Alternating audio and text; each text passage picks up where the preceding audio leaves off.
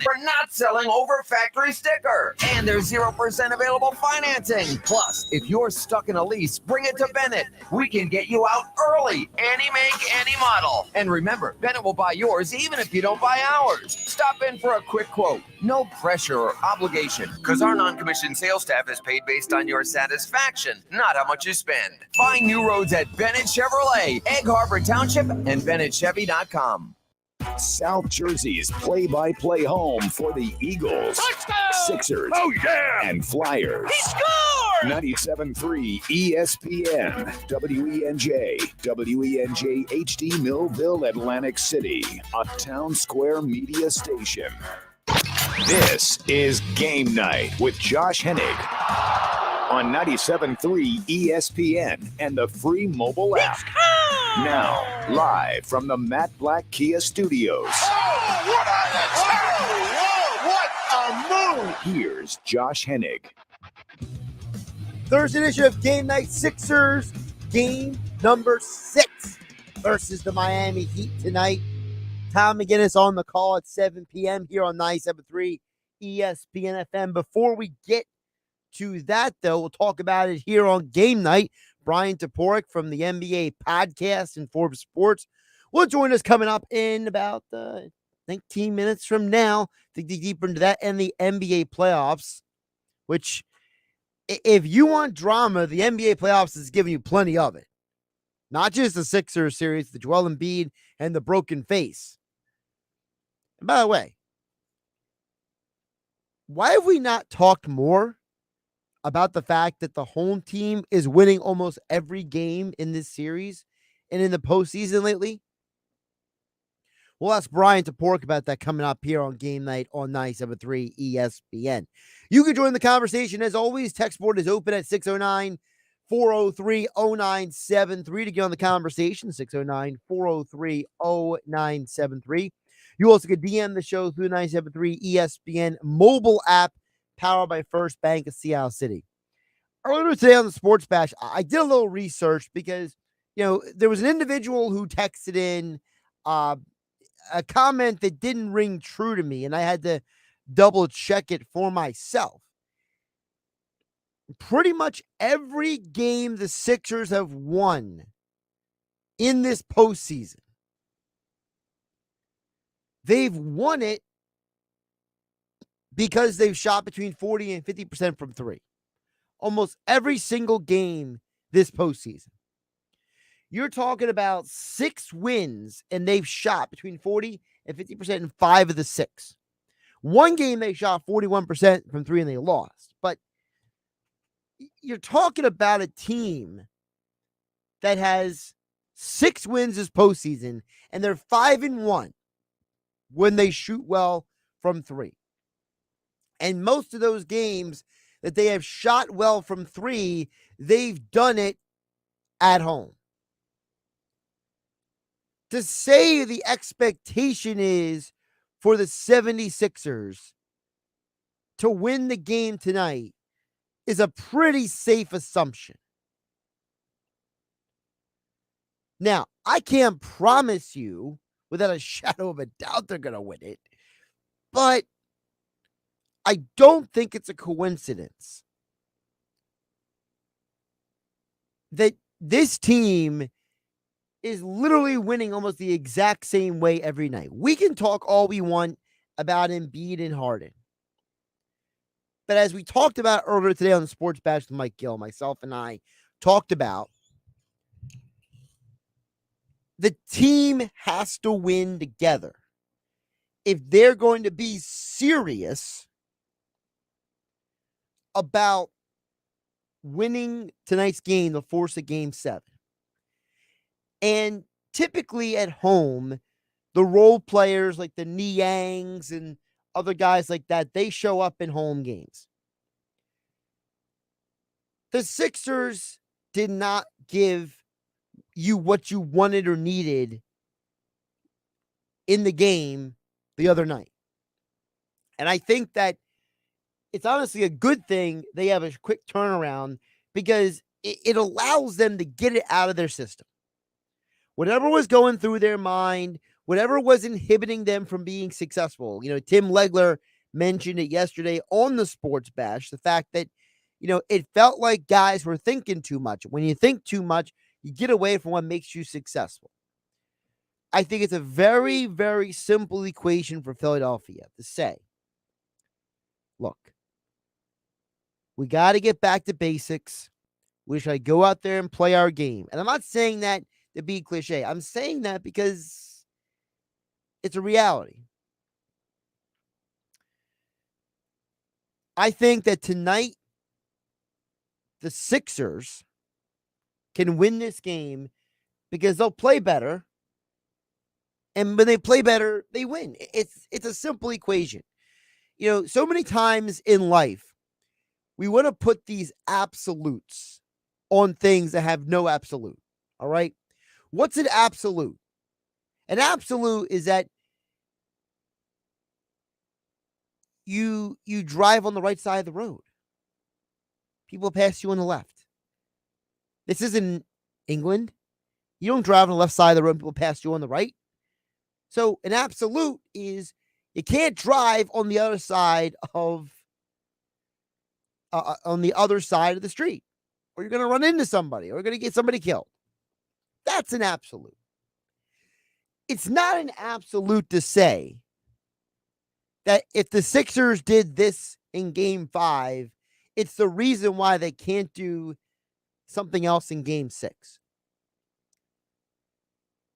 I think for the 76ers, if they come out with an all-around effort that puts them in a position to be successful, I think they win the game tonight. It comes down to the shooting. It comes down to cutting down the turnovers. It comes down to just playing better.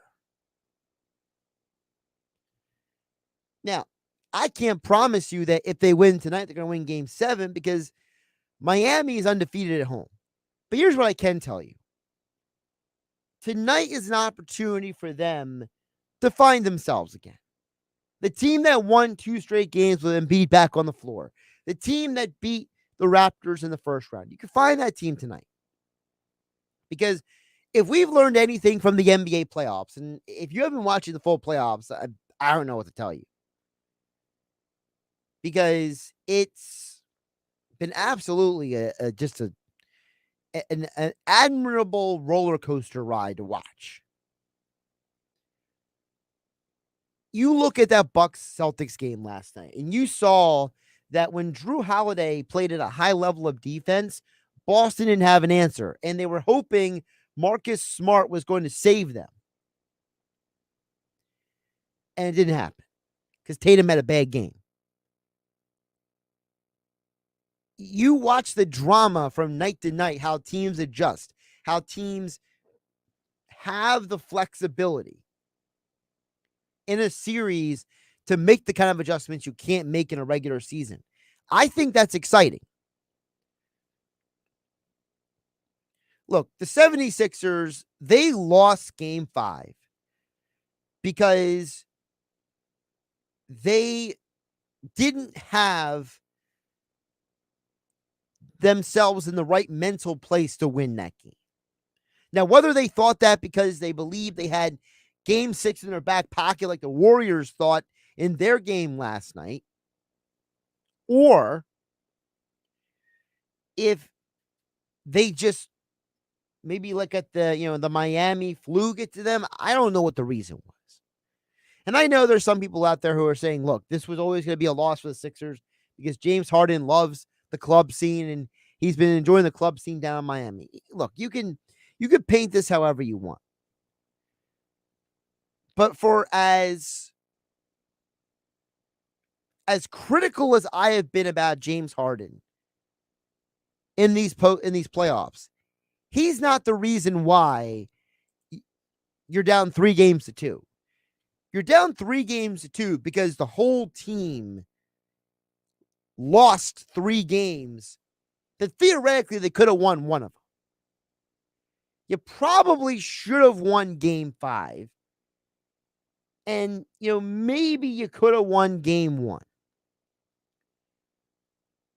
I still believe if they would have won game one, they would have been in a position to win this series.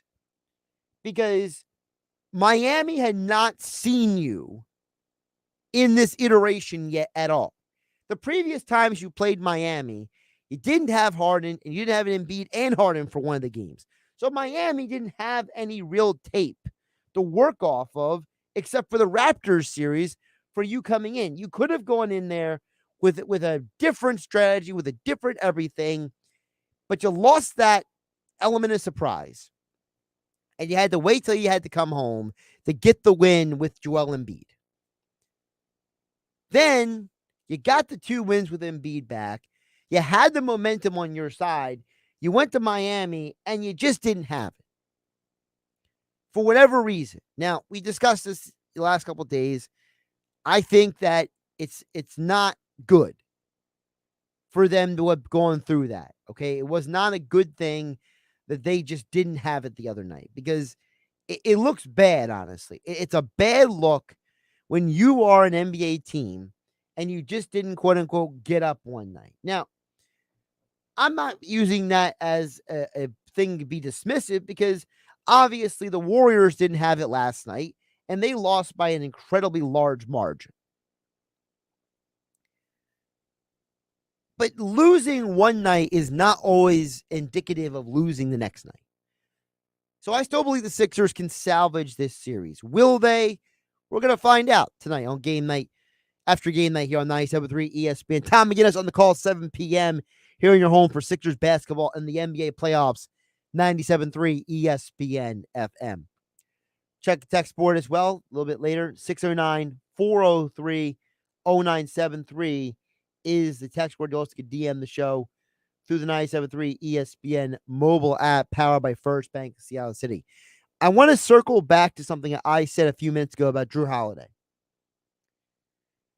I have been talking about here on 97.3 ESPN that playoff teams are successful when other guys step up, okay?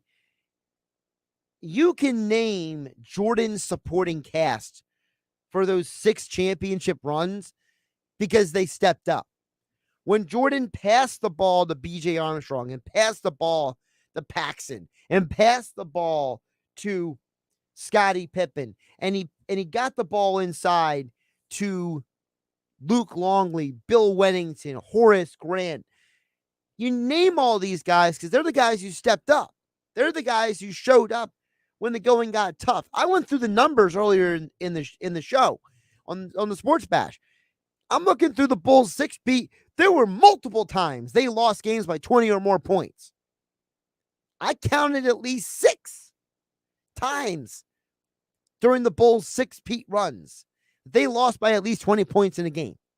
One game they lost by 26. One game they lost by 24. One game they lost by 22. A bunch of them lost by 20. They still won championships. And they won championships because the supporting cast stepped up. One of the biggest decisions Philadelphia is going to make this offseason is what do they do about the Sixers supporting cast? Because you look at what happened in Chicago with Jordan. They kept retooling until they found the right coach and the right group of players to make it work for Michael. LeBron left Cleveland, built a super team in Miami, and then came back to a better situation in Cleveland. And that's how LeBron won 3 rings over the course of that decade. You look what the Spurs did. The Spurs had drafted David Robinson 10 years before they ever won a championship. But they finally won a championship because they drafted Tim Duncan and they finally put a group of players around their best players to win a championship. This offseason is going to be the offseason where Philadelphia has to understand that this is where the rubber meets the road. It took all of the top players in the league over the last 30 years who won championships until they're basically 26, 27, 28, 29, 30-year age ranges to win a championship. Joel Embiid is in the prime of his career.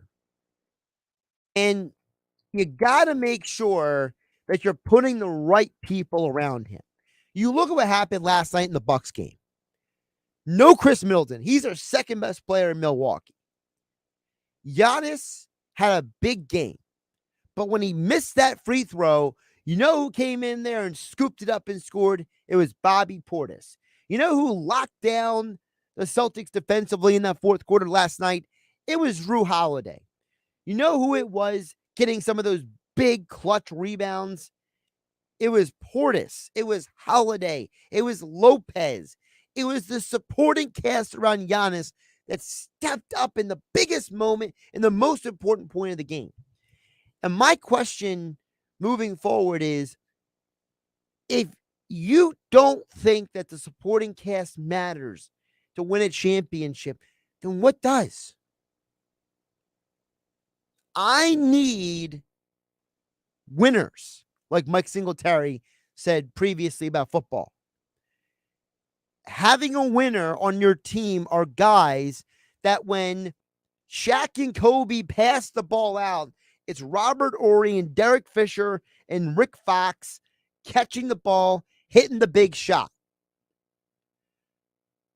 Who is Joel Embiid passing the ball to that's going to hit the big shot for them to get to an NBA Finals?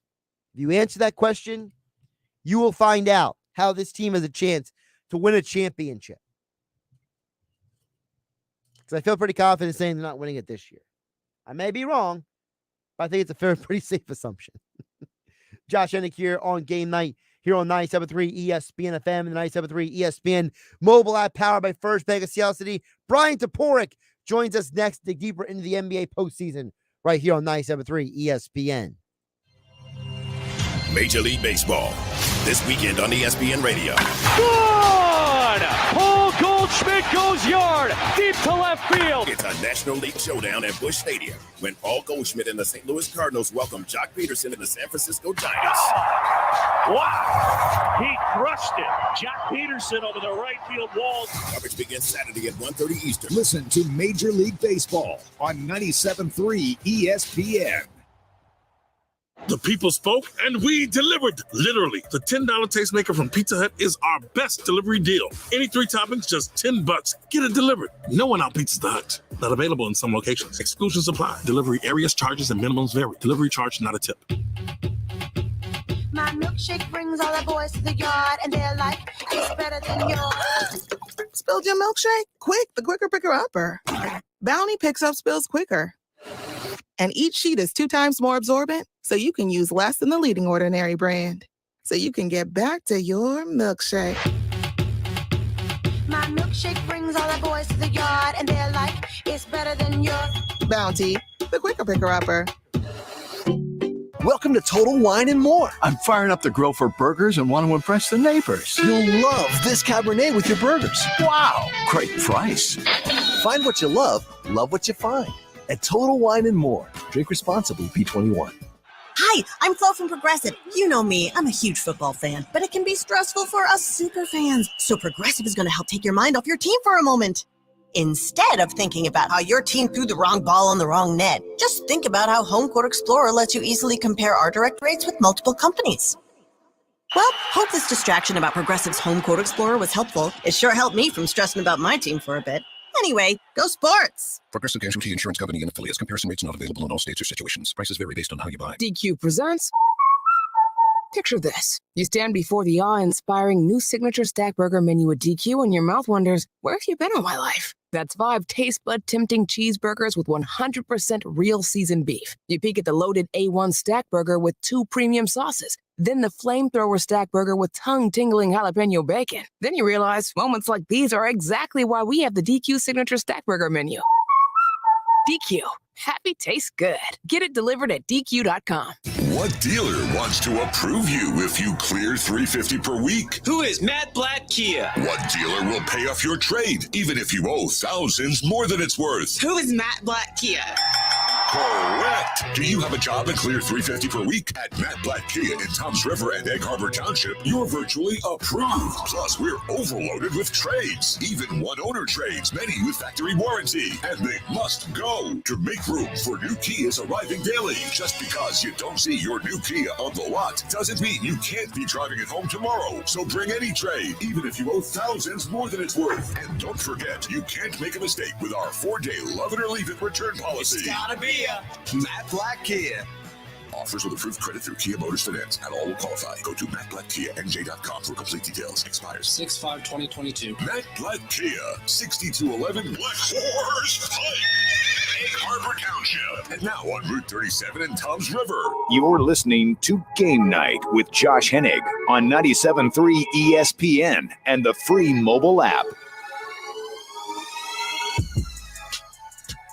Tom McGinnis on the call coming up at the top of the hour here on your home for Sixers basketball, 97.3 ESPN FM. We'll get to your guys' thoughts and comments in just a bit at 609-403-0973 on the text board. You also can DM the show through the 97.3 ESPN mobile app powered by First Bank of Seattle City. But right now, as promised, we'll dig deeper into the Sixers and the NBA playoffs with the co-host of the NBA Podcast, Forbes Sports NBA Writer, Bryan Toporek, joins me right now here on Game Night on 97.3 ESPN. Bryan, how you doing today? I'm nervous, Josh. I'm nervous. It would probably help if I had you in the proper thing so I could hear you. So you honestly could have said anything there at that moment in time. I only know you said hello because your mouth moved. So, and the whole audience was probably wondering, like, why is Josh not saying anything back to Bryan?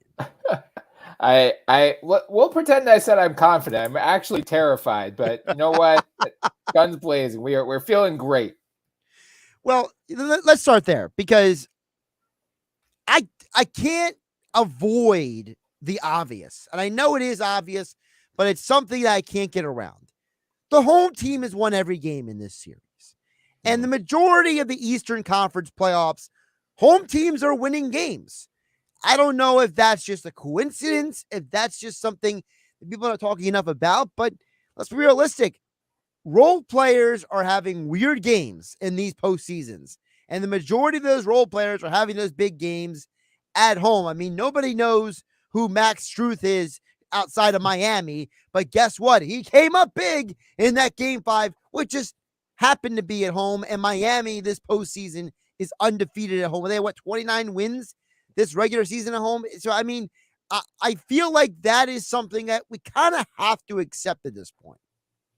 If nothing else, you would hope they're not going to come out with as poor of an effort as they did in Game 5 because they know they'll get booed off the court by the end of the first quarter. But then again, we saw, Game 5 of the Raptors series. That wasn't home, and they did come out with a pretty poor effort. So, hopefully, knowing that tonight could end their season, there should not be any questions about, energy and focus, attention. But, seeing how poorly they played in Game 5, you just have to wonder whether Miami has their number. There have been a couple of writers who have pointed out, Nekias Duncan of Basketball News especially had a whole article about, Miami changed their defensive scheme in Game 5. They weren't switching as much. They were trying to keep Adebayo on Embiid as much as possible, Tucker on Harden as much as possible, Jimmy Butler on Tyrese Maxey as much as possible. So, now that the Sixers have seen that, they've had 2 days to come up with what's the counterpunch here. But, I don't know until we actually see it on the court. Well, to me, the counterpunch is very simple, Bryan. I hate to be Captain Obvious again, but the Sixers are 5-1 when they shoot at least 40% from three in the postseason. So, we always say the term it's a make or miss league, right? Well, guess what? The Sixers are making buckets. They're probably winning the game. And I'm not throwing Embiid and saying Embiid doesn't matter. But, Bryan, I can't name you a championship team where the role players didn't do their job. Mm-hmm. Yeah, I mean, you always need one random Danny Green game or a George Niang game, right, over that 16-game stretch. So, yeah, hopefully someone beyond the top four guys comes through. And, this could set the stage for a big Tobias Harris game, knowing that he is going to go against one of their weaker defenders. Like, that has been their strategy throughout this series is, target their weaker defenders, sometimes at the expense of generating offensive flow. So I think, we'll probably have a good read on how this game is going a couple minutes into it, because you could tell a couple minutes into game 5 that they just didn't have it. They were just sloppy. They were turning the ball over a ton. They weren't paying attention, especially in transition defense. If they can just generate good shots, that's going to cut down on Miami's transition opportunities, let them get set in the half court, and that's where they're strongest. It's just, can you avoid the sloppy, dumb mistakes that they had throughout all of game 5? Speaking of game 5, I just want to get your big picture on this, because there's been a lot of conjecture about why they lost game 5. Okay. Mm-hmm. You have Jay Williams on ESPN saying that Sixers have no real leadership on their team. You have people like Tim Legler on ESPN saying that the Sixers just didn't come out and won it enough as Miami did.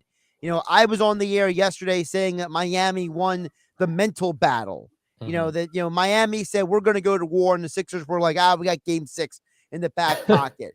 That's my opinion, at least. Mm-hmm. What is your perspective on why they lost game 5, and is it indicative of a bigger issue? I hope not, but we're going to find out in about 30 minutes. I mean, I think a lot of the analysis of this team, fair or not, is just glossing over the fact what Joel Embiid is playing through right now. Like, he is playing through 2 injuries that if this were the regular season, he'd be shut down for a month or 2 to recover. And, it's not, you don't want to use it as an excuse because he's out there, he's playing through it, but he is not 100%. He isn't close to 100%. And in game 5, early in the game, he goes flying into the stands and hurts his back. In the second quarter, he gets, Dwayne Dedmon knocks the ball off his face, and he was in very, very clear pain. It's just, I don't know how much they can expect out of him. And he is their tone setter on both ends of the floor. So, fair or not, he needs to be better. But at the same time, like, how much could you really ask out of him given what he's playing through? So, hopefully he avoids any more health-related setbacks tonight, and he's feeling as good as he possibly can. There was a stretch late in the third quarter when he was being defended by Dwayne Dedmon where he did really seem to get it going. So, more of that would be great. But again, I think it just comes down to solving Miami's that change in defensive scheme that they rolled out in game 5. Bryan Toporek joining us here on Game Night on 97.3 ESPN, at B Toporek on Twitter. Sixers basketball, 7 p.m. tonight. Tom McGinnis on the call right here on 97.3 ESPN. Speaking of broadcasters, you think Zumoff is ringing the bell tonight? I hope so. I saw he's on his way to the game. That'll at least get the crowd fired up. I mean, I was wondering earlier today, like, the Sixers love to get somebody, you know what I mean? It's a little extra juice. And, I saw the Zoom off tweet around the same time you did, and I was like, all right, maybe he's the guy to ring the bell. Because, I mean, at this point, you got to give the crowd something to bite their teeth into, Yeah, but usually, I mean, I haven't tracked this, but I feel like anecdotally, when there's a good bell ringer, they get blown out by 30 points. So I'm hoping they can snap that trend tonight. See, these are the things that Second Spectrum and Use Stats, these are the things I need. I don't need to know about why Reed Detmers is the first rookie no-hitter since 17 whatever. Like, I need to know that someone needs to go back and track all the bell ringers and like come up with a stat sheet like they do on that, what was it? It was the show Around the Horn, where they have like their records of like, Ramona Shelburne is 28-2 on this show. Like, that's what I need. I need someone to do some work. Like, can the Sixers pay somebody to do that for us, please? There's got to be a young blogger out there listening, and like, you might have a lot of free time starting tomorrow, so that could be a good off-season project. You mentioned the offseason, whether the season ends tonight or Sunday or whenever, because personally, I don't think the Sixers get out of this series either way. I think they win tonight and they lose game 7 because home teams are winning in this series, and that's the bottom line. But again, my opinion, for whatever that's worth. But whenever the season does end, Brian, I believe one of the biggest problems Sixers got to figure out is every championship team has a Paxson, a Robert Horry, a Derek Fisher, fill in the blank, Mario Chalmers, right? Like every championship team has these role players that you put your finger on. And it's great that the Sixers have Tyrese Maxey. And it's great that they trade away Ben Simmons. And it's great that Joel Embiid is a superstar. But right now, to me, there's nobody on this roster that fits the mold of clutch guy on a championship team that when Michael Jordan chucks in the ball, he's going to hit the shot. Yeah, if anything, it's Danny because he, has the experience and he is their only two-way wing on the roster. But this series has exposed the Sixers' lack of playable depth in the playoff compared to Miami, where you've got, undrafted free agents like Gabe Vincent and Max Strus, both of whom have stepped in the starting lineup and have held their own well. You just like George Niang, if the shots aren't falling, his defense is so bad. I know he's playing through a knee injury as well, which isn't helping. Matisse Thybulle is just such a zero on offense that if he's not lights out defensively, he's doing more harm than good. I love Shake and Furkan. Like, they are great regular season players. They have moments in the playoffs, but you can't really count on them. You're going back and saying, like, are we going to get a Shake Milton game or a Furkan Korkmaz game? Probably not. Whereas, Miami in game 5 got a Max Strus game, and that helped, get the momentum rolling early for them. He hit a couple big threes in the first quarter, and it was like, oh, okay.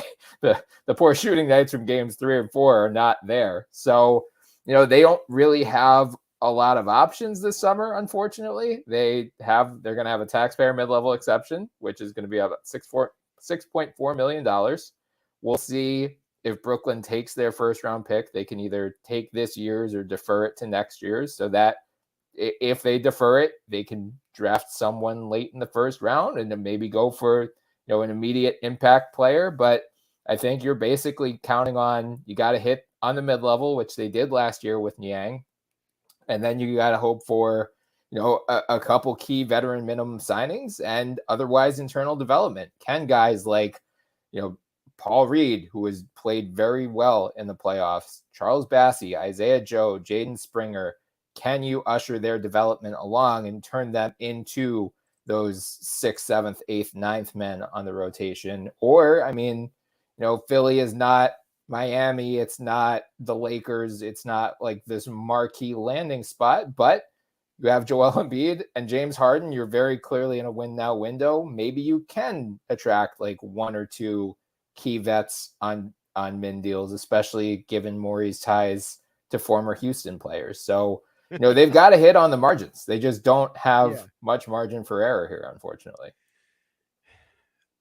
I'm going to step into an area that most people maybe don't want to talk about, but I want to talk about with you because you cover the whole NBA. Sure.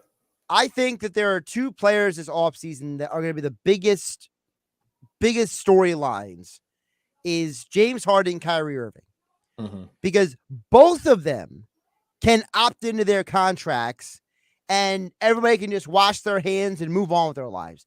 Or both of them can opt out of their deals, and I can have no guarantee that either guy is going to get the money that they want on the free agent market.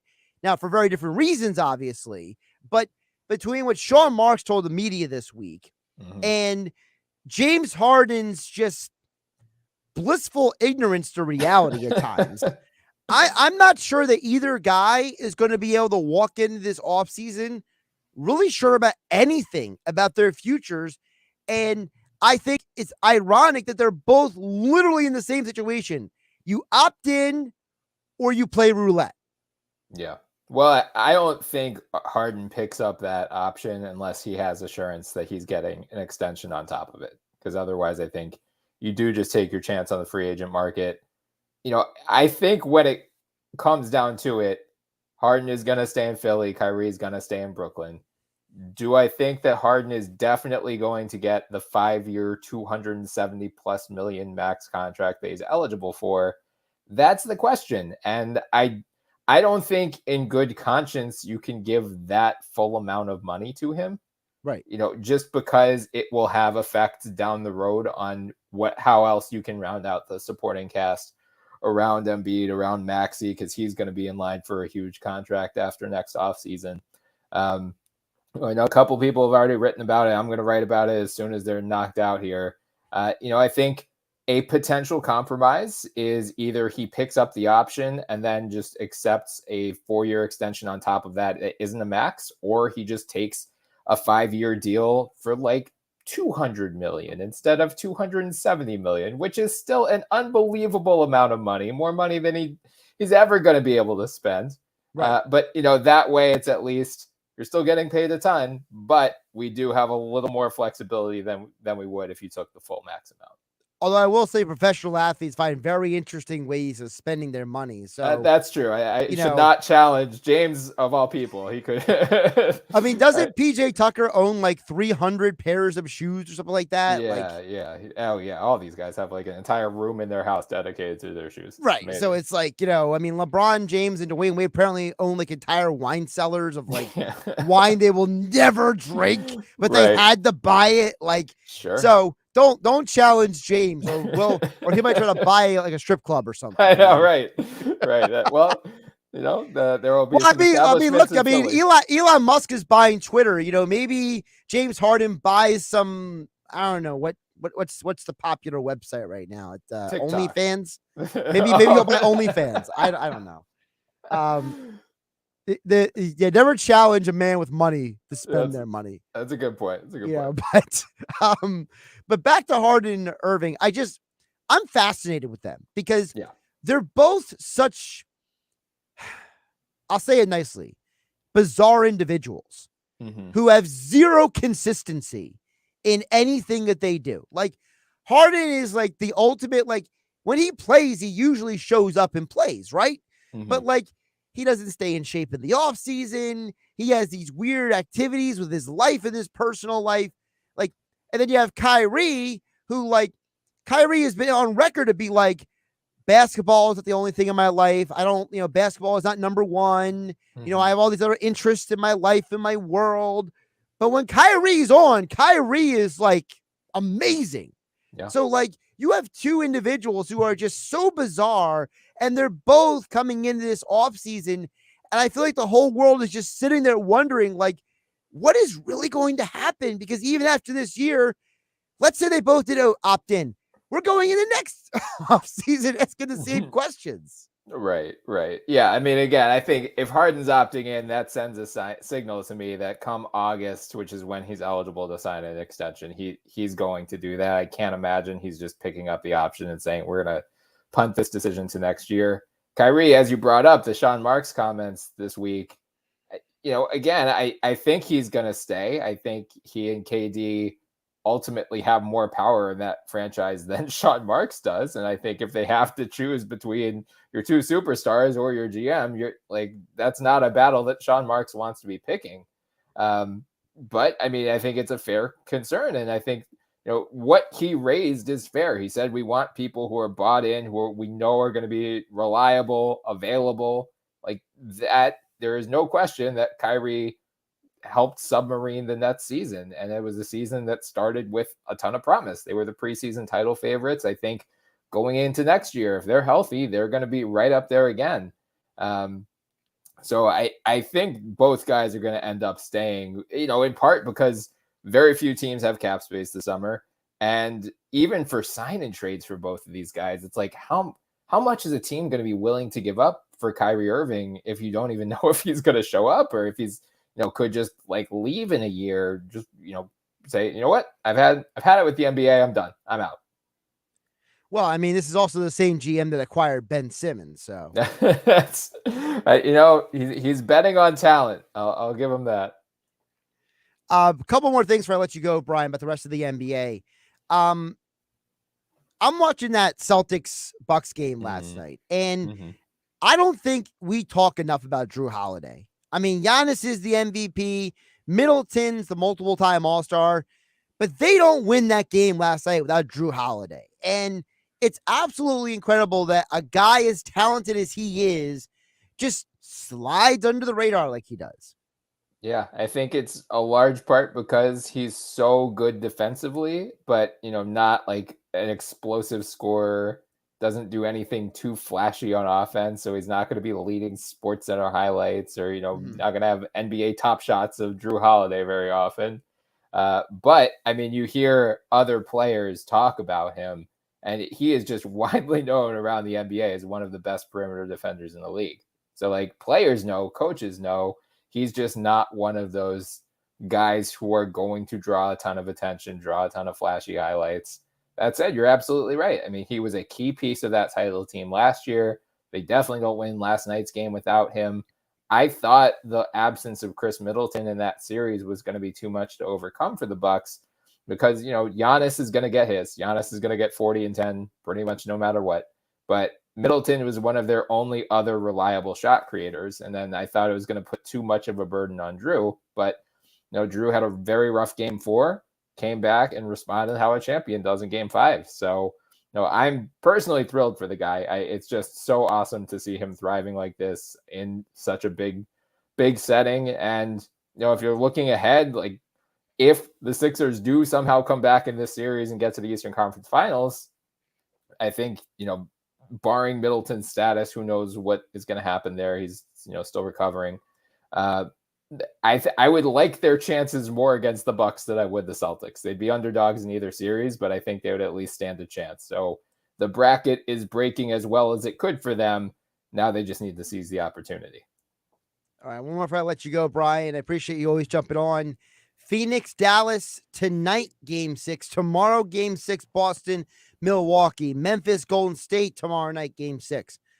Of those 3 games, what's going to go Game 7 and why? Ooh. I mean, if anything, I feel like Boston, Milwaukee has the best chance just because I think those are the 2 most evenly matched teams. I think, Phoenix really kind of sent a message in game 5 and just said, okay, we're done screw around here. We are much better than you, Mavericks, and we're going to just put this to rest. I think same thing is going to happen in game 6 with Warriors Memphis. Like the Warriors got absolutely annihilated last night. They'll come in a lot more locked in. Still no John Morant for Memphis. And, Memphis has brought Steven Adams back into the rotation. It's astounding that they aren't just running pick and rolls every time to get him switched on to Steph Curry. And I would think, Steve Kerr is still questionable for game 6. He's recovering for COVID. So Mike Brown has been the interim coach for the last 2 games.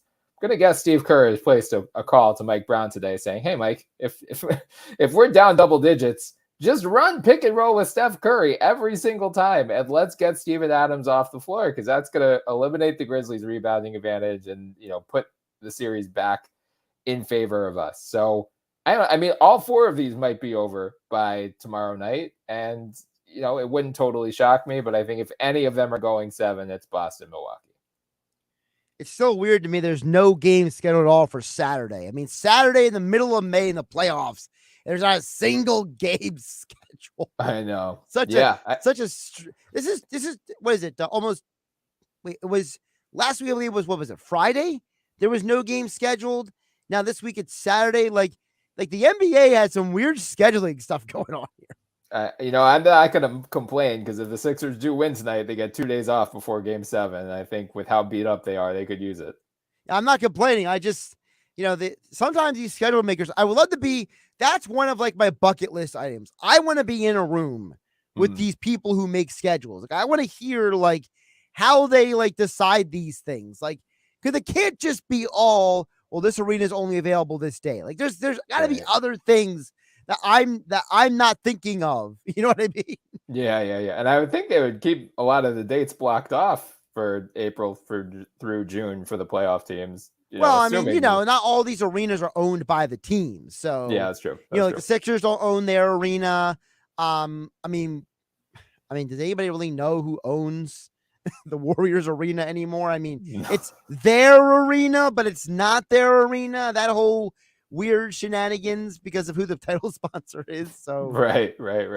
Yeah, I mean, I don't know how many of these teams actually have full power over their own arena schedules, but yeah, no, I don't know. It's a good question, and it is like I could use the break. I'm gonna catch up, and hopefully the Sixers will get to a Game 7 and I can really catch up on some offseason preview stuff that I'm going to churn out here. But otherwise, I'm going to be up late tonight writing. That's the ESPN Plus special I need inside the NBA playoff schedule makers room. Just I don't even care. Like, just black out their faces, put the scan. I just want to know how this stuff works. How things are made. Like, remember that was a Popular Mechanics?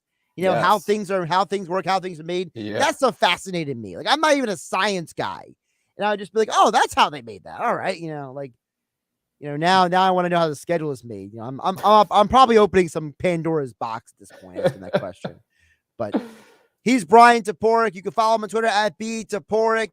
Check out the NBA podcast. Download, subscribe, give it the 5-star rating. Check out all of Bryan's coverage over with Forbes Sports and Fansided. He joined us right here on Game Night on 97.3 ESPN. Bryan, always appreciate the time, and we'll talk soon. Of course. Hopefully next week we'll still get to talk about the Sixers being alive in the playoffs. Well, you know what they say, hope for the best, prepare for the worst. Believe me, I am. Take care, Bryan. You too. Josh Hennig here on Game Night on 97.3 ESPN. I got texts to get to on the other side. Messages coming in. Dan and EHC, Scott and Galloway, you guys, and more on the other side right here on your home for Sixers basketball, 97.3 ESPN FM. It's Sixers playoff basketball tonight on 97.3 ESPN with the voice of the 76ers, Tom McInnes, calling all the play-by-play action. Hard to the right baseline. Tobias with a slam. Hard spreads the needle and a two-hand stop by Aaron. It's Sixers Heat. Game 6. Coverage begins at 7 p.m. Philadelphia 76ers playoff basketball on your radio home of the Sixers in South Jersey, 97.3 ESPN FM.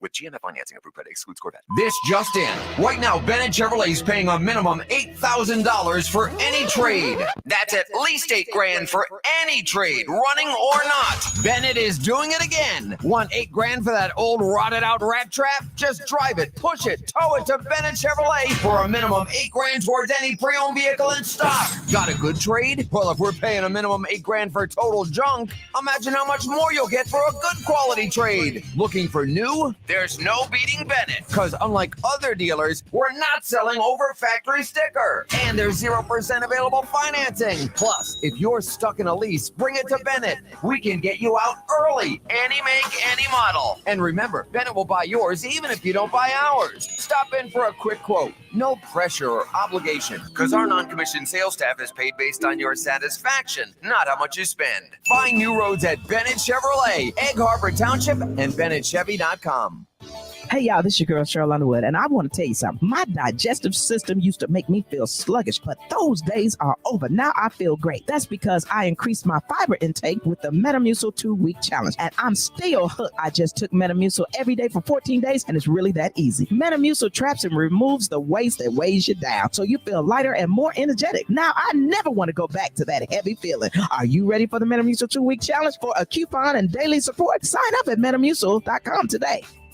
The people spoke and we delivered. Literally, the $10 tastemaker from Pizza Hut is our best delivery deal. Any 3 toppings, just $10. Get it delivered. No one outpizzas the Hut. Not available in some locations. Exclusions apply. Delivery areas, charges, and minimums vary. Delivery charge, not a tip. Get in the zone. AutoZone. Welcome to AutoZone. What are you working on today? Starting trouble. No one likes that. We'll get you set up for some stronger starts. You might just need a fresh charge, and we'll take care of that free of charge. But if it is time for a new battery, we've got replacement batteries that'll fit your needs, starting at just $69.99. You can learn more about our battery selection at AutoZone.com. That's what makes us America's #1 battery destination. Get in the zone. AutoZone. Claim based on data from the NPD Group 2021. East Coast Roofing and Siding, protecting what you love and own.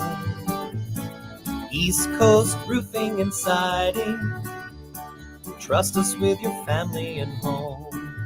Hey there, South Jersey. This is Sean Steitler with East Coast Roofing, Siding, and Windows. Do you have a home project you've been pushing off? Does your house need a facelift? If so, you need to take advantage of our Economic Relief Rebate Program. For a limited time, we are offering no money down, no interest, and no payments for 12 months. Plus, when the job is complete, we will send you a rebate check for up to 15% of the cost. No payments until 2023 and money back in your pocket? You can't beat this deal. Call us today to schedule your free consultation. 609-625-1900. That's 609-625-1900. You can also visit our website at eastcoastroofing.com for more information. East Coast Roofing and Siding. Trust us with your family and home. Now, more Game Night with Josh Hennig on 97.3 ESPN and the free mobile app. Game Night being brought to you by AC Airport. Plan your next vacation now. Create memories to last a lifetime. Starting with nonstop flights from Atlantic City to Boston, Atlanta, San Juan, and Miami. Speaking of the heat, book your low-cost flight at spirit.com. Oh, will the Sixers be booking a flight to Miami? I personally think so. Sixers basketball. Tom McGinnis on the call coming up in 10 minutes right here on 97.3 ESPN FM. We'll recap it all tomorrow on Sports Bash. Mike Gill starting at 2 p.m. and I'll be back on tomorrow night at 6 p.m. for Game Night here on 97.3 ESPN FM. Let's hear it for what you guys have to say. Text board is open at 609-403-0973. Dan EHT chimes in and says, to me, the biggest problem with the Sixers is Harden and Embiid, two Hall of Famers. They can't get out of the semis. Come on, man. Here's the problem, Dan. First of all, Joel Embiid has a broken face and a torn up thumb. So are we really going to be like Embiid can't get the job done when his body literally is just battered and bruised for no other reason except for, just accidents happen? Harden's gotten to the conference finals in his career, and he was on a team that went to the NBA finals with the Thunder. Now, he wasn't the primary guy. He was more like the third option on that team. But the point is that, the reason why these guys are Hall of Famers is because they are really, really good players. We don't know about Embiid's career yet, but we're assuming we're projecting out. Harden, top 75 player of all time. Here's the thing. You look at a guy like Dominique Wilkins, never won a championship, still one of the all-time greats. You look at a guy like Carmelo Anthony, he's going to the Basketball Hall of Fame one day. Never won a championship, one of the all-time greats. There are plenty of guys in the Basketball Hall of Fame who didn't have this illustrious championship resume career. Sidney Moncrief is one of them. Alex English is in the Basketball Hall of Fame. There's a bunch of guys who never won championships. Now, I understand basketball is a little different. Usually if you have the best player, you're going to win a championship, 9 times out of 10. But the reality is that, if we're going to blame Harden and Embiid for everything, they're going to be disappointed all the time. Look, when Harden passes the ball to Danny Green, Tyrese Maxey, George Niang, Shake Milton, Tobias Harris, and whoever else, Furkan Korkmaz, the guys need to hit the shots. If they can't hit the shots, you got to go find somebody else to hit those shots. Embiid misses 2 games. The team can't go down the tubes just because he's not on the floor. My biggest problem with Harden is the turnovers. He is one of the most inefficient players times I've ever seen in my life. He tries to do too much. He overthinks in the moment. He dribbles. It's not running an offense. Harden needs to run his game more like people such as like a Steve Nash or a Stephon Marbury or, another guy who was fast paced was Isaiah Thomas. Just get downhill. Stop dribbling the ball. Pass it, get downhill, make something happen. The problem with Embiid is that, for as great of a talent that he is, he still needs other players around him to hit their shots too. He's not like Jordan or Kobe where he's going to go out there and just score 45, 50 on a night and it be, game over. He's not that kind of player. So Scott and Galloway chimes in on 609-403-0973, says, the Heat stomped on the Sixers' throat. That's how you get rid of an opponent, make them feel like they don't even belong there, and they will have no will to play. It's from Scott and Galloway. Look, Scott, I said it yesterday on the show. I thought that Miami, a big part of the reason why they won that game 5 was because they won the psychological battle. They won, The Art of War by Sun Tzu. They got into their heads. They presented the Sixers with a scenario for them to win, and they took it away from them immediately. Miami has played high-level defense at home. They have not been as good defensively on the road. So, to me, I think that, yes, you're right. The way to win in the postseason is to take the opponent's will away from them. The problem is that in these playoffs, Scott and Galloway, the home team has won every game. And in many ways, they've taken their opponent's will at home. So, if we're going by the trend of this series, Sixers are going to win tonight. Miami will win Game 7. And on Monday, we're talking about the offseason. So, I think that, it's a great motivational quote to say, take your opponent's will to win and you will win. You can put that on a poster on a wall somewhere. The problem with that is that it's not always that simple because, you look at a guy like Giannis Antetokounmpo, he tries to will his team to win every single night. But if Brook Lopez, Drew Holiday, Bobby Portis, Grayson Allen are not hitting their shots, Giannis is just a triple-double machine that's going to lose games.